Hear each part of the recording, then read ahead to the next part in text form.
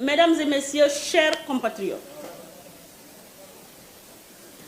depuis quelques mois, les prix des denrées de première nécessité connaissent une hausse.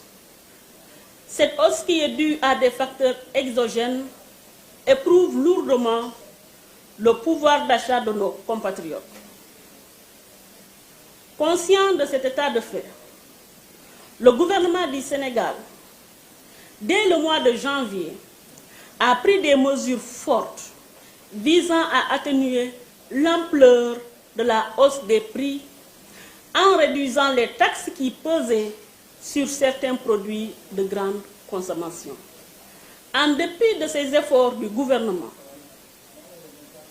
la pandémie à Covid-19 continue de perturber les chaînes logistiques mondiales et l'approvisionnement correct des marchés. Ce qui a pour conséquence le renchérissement continu des prix des denrées de première nécessité.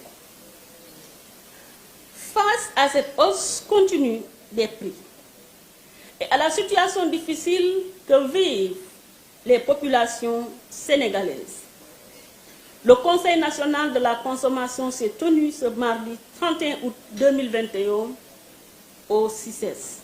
Présidé par le ministre du Commerce et des Paiements, ce Conseil a enregistré la participation de tous ses membres que sont notamment les industriels, les associations de consommateurs, les associations de commerçants, l'administration et la presse.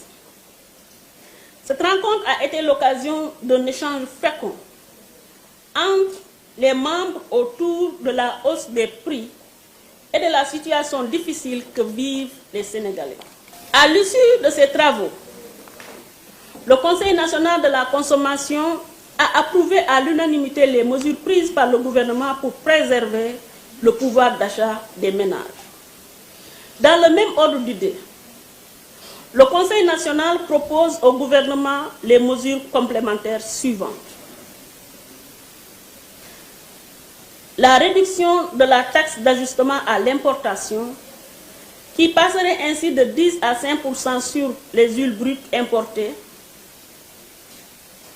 le maintien de la TVA à 0% sur le riz, la suspension des droits de douane sur le blé, l'application d'un taux de 0% de TVA sur la farine de blé, le rétablissement des stades de commerce, l'administration des prix des bidons de 20 litres d'huile, la mise en œuvre des mesures rendant obligatoire la déclaration des stocks, l'homologation des prix des matériaux de construction. Comme vous pouvez le constater, ces mesures vont largement atténuer l'impact de la hausse des denrées sur les produits de grande consommation et garantir le pouvoir d'achat des ménages. Le ministère du Commerce appelle les acteurs à une mobilisation autour de l'État pour l'apaisement du climat social. Il demande également la poursuite des travaux en vue de l'examen des prix des autres produits, notamment la viande et tout autre produit jugé nécessaire par les acteurs. Le ministère du Commerce réaffirme sa disponibilité et son engagement aux côtés des Sénégalais et des Sénégalaises pour veiller à ce que le marché soit correctement approvisionné en produits de qualité, en quantité suffisante et à des prix abordables. Je vous remercie de votre bonne attention.